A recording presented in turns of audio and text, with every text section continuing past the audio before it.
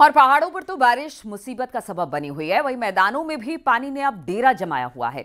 नदियों में आए उफान की वजह से सैकड़ों गांव बाढ़ के आगोश में हैं। उत्तर प्रदेश में कई जिले बाढ़ से प्रभावित हैं।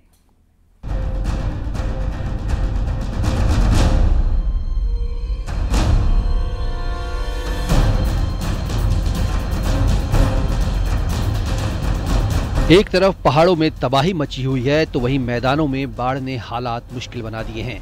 यूपी के कई जिले बाढ़ग्रस्त हैं।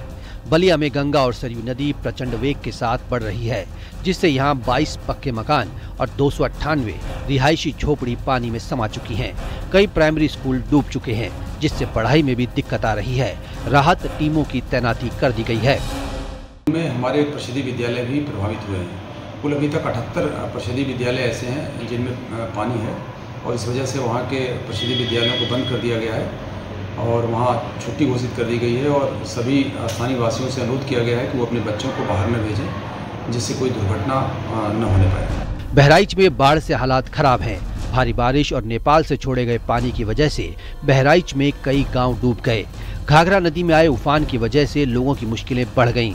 कई मकान पानी में डूब चुके हैं। लोग सुरक्षित जगह पर जाने की मशक्कत कर रहे हैं। खेत खलिहानों का नामो निशान नहीं बचा, क्योंकि हर तरफ पानी ही पानी दिख रहा है। लोग नाव का सहारा ले रहे हैं। शिवपुर इलाके में मिट्टी के कटान का खतरा है, जिसकी जद में दर्जनों मकान हैं। कटान के डर से लोग घर छोड़ रहे हैं। पूरा जो इलाका है यहाँ पर दर्जनों घर हैं जो डूबे हुए हैं बाढ़ के पानी में, और लोगों को रहने के साथ साथ सबसे बड़ी जो दुश्वारियां हो रही है वो खाना बनाने की हो रही है, ताकि अपने बच्चों को 2 टाइम की रोटी नहीं दे पा रहे हैं वो लोग, जानवरों के लिए चारा नहीं ला पा रहे हैं। तमाम तरह की जो परेशानियां हैं वो इस वक्त यहाँ पर है और इनकी मांग है कि अधिकारी हमको सहूलियत दे और हमें जो राहत मिलती है वो पहुंचाई जाए। राहत सामग्री जो आती है, जो मिलती है, उसमें कुछ को मिलती है, कुछ को नहीं मिलती है। जौनपुर में गंगा के उफान के बाद अब गोमती नदी ने भी अपना रौद्र रूप दिखाना शुरू कर दिया है। नदियों के आसपास रहने वाले लोगों को पानी डरा रहा है। गोमती तट के ग्रामीण इलाके में बाढ़ का खतरा मंडरा रहा है। प्रशासन ने नाव चलाने पर पूरी तरह से रोक लगा दी है। बाबा गोमतेश्वर महादेव मंदिर आधा डूब गया है। कम 15 फीट बढ़ गया। आज के डेट में 15 फीट पानी ऊपर आ गया है। जो गोमतेश्वर बाबा का दरबार था वो डूब गया। हनुमान घाट का मंदिर तट डूब गया। हापुड़ के गढ़ मुक्तेश्वर में गंगा का जलस्तर तेजी से बढ़ रहा है। खादर क्षेत्र के गांवों पर बाढ़ का संकट मंडराने लगा है। कई गांव की सीमाओं को पार करते हुए गंगा का पानी आबादी तक पहुंच गया है, जिसके चलते प्रशासन भी मुस्तैद नजर आ रहा है।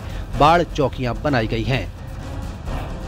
बढ़ते जलस्तर के कारण लठीरा के आसपास के जो हमारे गांव हैं, बड़ावली हो गया, जो मढ़ैया है, वहाँ पे खेतों में पानी घुस आया है।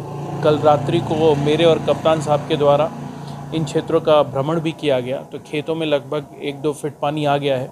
परंतु चूँकि गांव की आबादी थोड़े ऊंचे स्तर पर स्थित है, इसलिए आबादी में अभी पानी नहीं घुसा है। बिजनौर की बात करें तो बाढ़ से कई गांव प्रभावित हुए हैं। सड़कों पर हर जगह जल भराव दिख रहा है। अमेठी में रुक रुक कर बारिश आफत बन गई है। गयासपुर गांव में तेज हवा के चलते एक पुराना पेड़ घर के छप्पर पर भर भरा कर गिर गया। एक महिला की मौत हो गई। राजधानी दिल्ली की बात करें तो यहाँ यमुना नदी उफान पर है। यमुना नदी का जलस्तर खतरे के निशान के पास पहुंच चुका है। अगर यमुना में और पानी छोड़ा जाता है तो नदी के आसपास के इलाकों में बाढ़ का खतरा हो सकता है। Bureau report, news 18, UP, Uttarakhand.